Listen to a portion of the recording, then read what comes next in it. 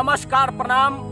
हम गीतकार फूना बाबू रुआ सबके बीच आज वो नया कविता नया टॉपिक के साथ उपस्थित बानी। हम आशा करतानी कि रुआ सब कविता देखतानी, सुनतानी, गुनतानी और फेसबुक पेज पर भी हमरा कविता उपलब्ध बा।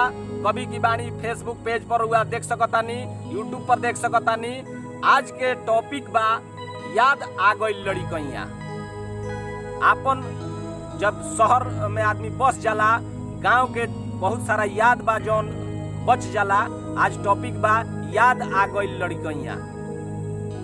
कविता के माध्यम से बा जब जब याद आवे, जब जब याद आवे आपन लड़कइया, अखिए तर नाचे लागे स्वर्ग जैसन गैया। जब जब याद आवे आपन लड़कइया, अखिए तर नाचे लागे स्वर्ग नियर गैया। दूध दही इतना की बहे पवनारा, दूध दही इतना उघरी रहे, दूध दही इतना की बहे पवनारा। पकड़ी के गाछ रहे नदी के किनारा, पकड़ी के गाछ रहे नदी के किनार पर, ऊपर आदमी खेलत रहे। दुआरा पर बांधल रहे बैला और गैया, दुआरा पर बांधल रहे बैला और गैया। आ जब जब याद आवे आपन लड़कइया, अखिए तर नाचे लागे स्वर्ग जैसन गैया। याद आवे पोखरा में मछरी छनावल, याद आवे पोखरा में मछरी छनावल। मकई के पतई से पुपुही बजावल, मकई जब होखे तो ओकरा पतैनिया के तूर के ओकरा के पुपुही बना के हमनी के बजाई सो।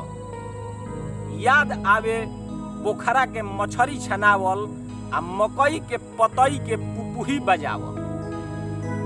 चानवा अगोरे खातिर बनल उ मड़ैया, चाना अगोरे खातिर मड़ई हमनी के बनाई सो।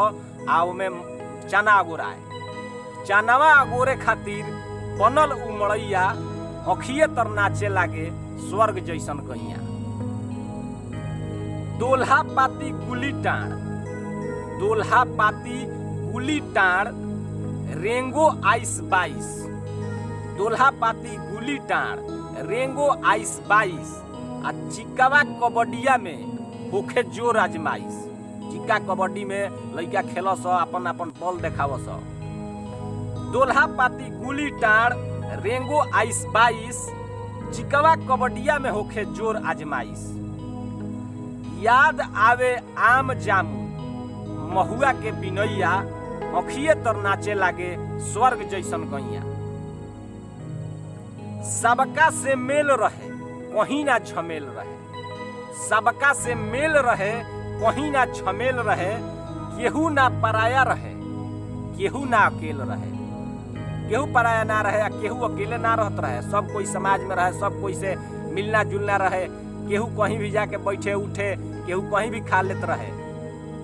सबका से मेल रहे कहीं ना झमेल रहे, केहू ना पराया रहे, केहू ना अकेल रहे। सारा लोग बुझात रहे, सारा लोग बुझात रहे बाबू चाचा भैया। सारा लोग बुझात रहे कि हमारे बाबा हुवन, हमारे पापा हुए, चाचा हुए। सब लोग माने एके नियर बुझात रहे, सब लोग बुझात रहे बाबा चाचा भैया। अखिए तर नाचे लागे स्वर्ग जैसन गैया। जब जब याद आवे आपन लड़कइया, अखिए तर नाचे लागे स्वर्ग जैसन गैया। आदमी आपन लड़काई जब याद करेला तो बहुत दुख होला कि शायद काश माने फिर उ दिन आ जाए। हर आदमी के साथे हो सकेला। हमनी के देखले बानी सो जौन चीज आज वो कविता के माध्यम से हम रुआ सबके सुनैनी। अगर अच्छा लगी तो प्लीज एकरा के शेयर करब सब कोई के, अपना दोस्त मित्र में जे भी लड़काई अपन याद करत होई। तब तक के लिए हम विदा चाहब अगले कविता तक खातिर। सब कोई के थैंक यू, धन्यवाद। जय हिंद, जय भारत।